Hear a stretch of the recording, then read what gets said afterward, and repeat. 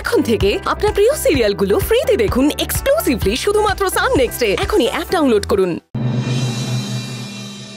বাবার মৃত্যু তদন্তটা এগোলো? এই তো পেয়েছি, গুলি খেয়ে মৃত্যু এক কনস্টেবলের।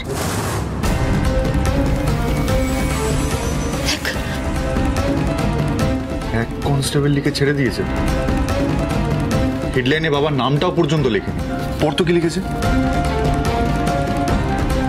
গতকাল দুপুর 2টো নাগাদ ভোটের প্রচারের মিটিং এর উদ্দেশ্যে চণ্ডীতলার দিকে যাচ্ছিলেন রসুলপুরের প্রখ্যাত নেতা বিভাস বর্মন।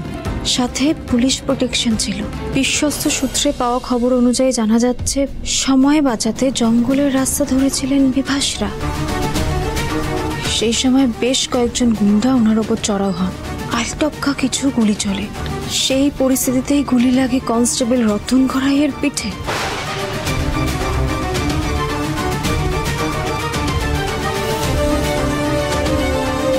ঘটনাস্থলেই তার মৃত্যু হয়েছে। কি তাই সারা রিপোর্ট? হ্যাঁ, শুধু ঘটনাটা ছোট্ট করে লিখেই ছেড়ে দিয়েছে।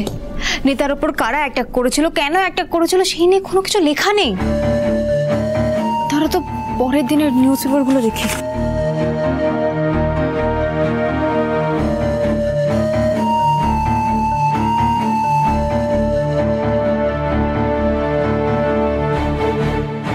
পরের কয়েকদিনের নিউজ পেপারেও তো এর কোনো ফলো আপ নেই। কেন বলতো?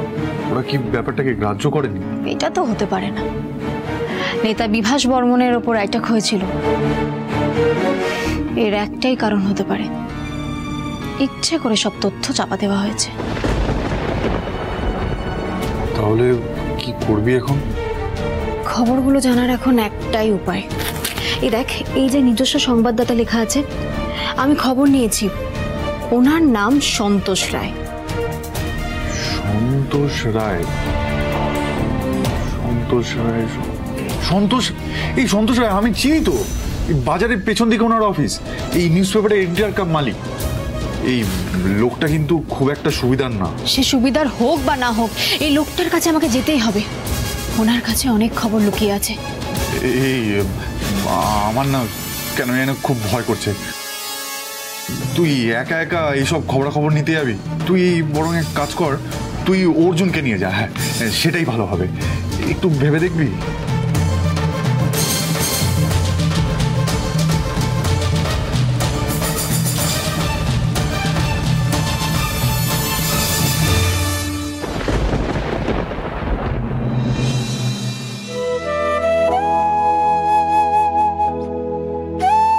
আমাদের দুজনের পথ আলাদা। তুমি তোমার রাস্তা দেখো, আর আমাদেরকে আমাদের মতো করে চলতে দাও।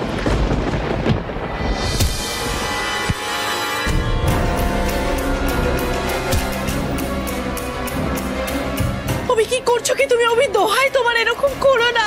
অভি, অর্জুন, অর্জুন, অর্জুন শিখিয়ে চলো। অভি কেমন কি হয়েছে? অভি, দাদা, এই দাদা, অভি আস্তে। কি হয়েছে তোর? অভি, তুই বলছিস কেন? আস্তে। অভি, কি হলো এটা? কি করে? আমি সত্যিই জানি না। আমি ঘুমিয়ে পড়েছিলাম, হঠাৎ উঠে দেখি অভি নেই। সামনে তাকাতে দেখো দেওয়ালে এভাবে মাথা ঢুকছে। এইভাবে তো মানে এটা কি তুই দেওয়ালে মাথা ঢুকছিস কেন দাদা? হ্যাঁ, কি হয়েছে তোর? দাদা বল, কি হয়েছে তোর? উত্তর দে। কি রে? ছাড় আমাকে। দাদা, অভি, অভি কি হয়েছে?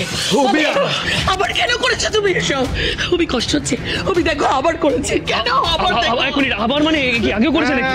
এই অ্যাক্সিডেন্টের পরে যখন ওর জ্ঞান ফেরে, তখন ও দেয়ালে মাথা টুকে টুকে রক্ত বের করে দিত। কি বলছেন কি আপনি? হ্যাঁ, মাঝখানে মাসখানেক ধরে না এটা বন্ধ ছিল, আজকে আবার করছিল। এই দাদা, এসব কি শুনছি আমি? হ্যাঁ, কি শুনছি আমি? চল ডাক্তার কাছে নেবো। চল চল চল। যাও যাও যাও। তোকে কোথাও যেতে হবে না, আমি ঠিক আছে। ঠিক আছিস মানে? এটা কিন্তু ঠিক নেই। চিনতে পারছি, সব চিনতে পারছি। কি চিন্তা? কি বলছিস এসব তুই? পারছি, এটা আমাদের বাড়ি। তোকে চিনতে পারছি, তুই আমার ভাই। দাদা কি? আমার বউ অদিতি, আমার মেয়ে মুনিয়া ঘরে ঘুমোচ্ছে। আমি কিছু বুঝতে পারছি না, কি বলছিস কি তুই এসব? কি হয়েছে তো দাদা? হ্যাঁ, মাঝে মধ্যে না সবকিছু কেমন অচেনা লাগে, কাউকে চিনতে পারি না। যাচ্ছে, এরকম মানুষটাকে চিনতে পারি না, জানিস তো? খুব অস্থির লাগে তখন, প্রচন্ড অস্থির লাগে, মাথা গরম হয়ে যায় একেবারে আমার। আবার ভয় করে, বারবার ভাবি হয়তো মরে যাবো, আমি বাঁচবো না।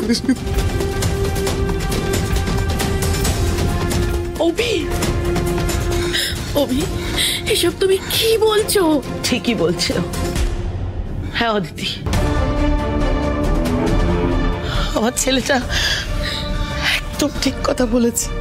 আমরা অনেক ডাক্তার দেখিয়েছি অদিতি, অনেক চেষ্টা করেছি, কিন্তু কেউ কোনো সুরাহা করতে পারেনি।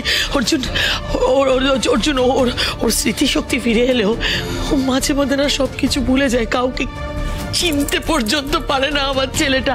আর ডাক্তার বলেছে এই সমস্যা নাকি কোনোদিন যাওয়ার নয়। অসম্ভব, হতেই পারে না। এটা অনেক ভালো ভালো ডাক্তার আছে, আমি দাদাকে কোনো ভালো ডাক্তারের কাছে নিয়ে যাবো। দাদা চল তো, তুই ঠিক হয়ে যাবি। ব্যস্ত হোস না ভাই, আমি ঠিক আছে। ব্যস্ত হোস না। কোথায় ঠিক আছিস তুই? তোর অবস্থা দেখেছিস না তুই? দেখ, কোনো গ্যারান্টি নেই আমি কতটা দিন বাঁচবো, কোনো গ্যারান্টি নেই। আবার সেই এক কথা কেন দাদা? কি বলছি আমি? আমার কথাটা শোন, এই কটা দিন প্লিজ আমার কথা শুনে চল প্লিজ। দেখ, আমার জীবনের কাছে খুব সামান্যই কিছু চাওয়া পাওয়া, সামান্যই কয়েকটা ইচ্ছা, সেই ইচ্ছেগুলো পূরণ কর ভাই। তুই কি বলছিস কি এসব? তুই কেন এই কথাটা বারবার করে বলছিস? তোকে আমি ঠিক জায়গায় নিয়ে যাবো, তুই সুস্থ হয়ে উঠবি। দাদা দাদা আমার উপরে ভরসাটা রাখ প্লিজ। অভিদা, অভিদা, ভিতরে চল, এসো। চল আমি নিয়ে যাচ্ছি, চল এসো এসো এসো এসো এসো, আস্তে আস্তে এসো এসো দেখে সাবধানে। এসো। দাঁড়া, তুই একটা কথা দে। কি কথা? তুই নিশাকে বিয়ে করবি?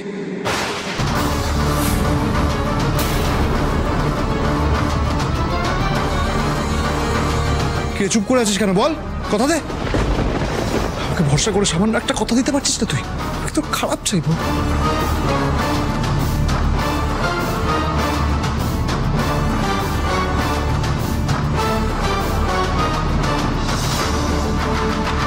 বিয়ে?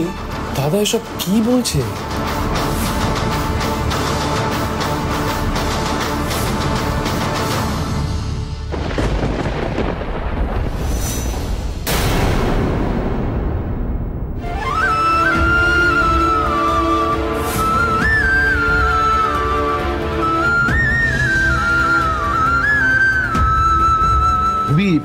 এখন এসব কথা থাক, এসব কথা বলে কোনো লাভ নেই। আগে তো জানতে হবে যে অর্জুনের মনে অন্য কেউ আছে কি না। এক্স্যাক্টলি। অভিদা, অভিদা, আমি ওকে জোর করতে চাই না, আর এত তাড়াহুড়ো করারই বা কি আছে? তুমি বলো, একটু সময় দাও, যা হওয়ার এমনি হবে। ঠিক আছে,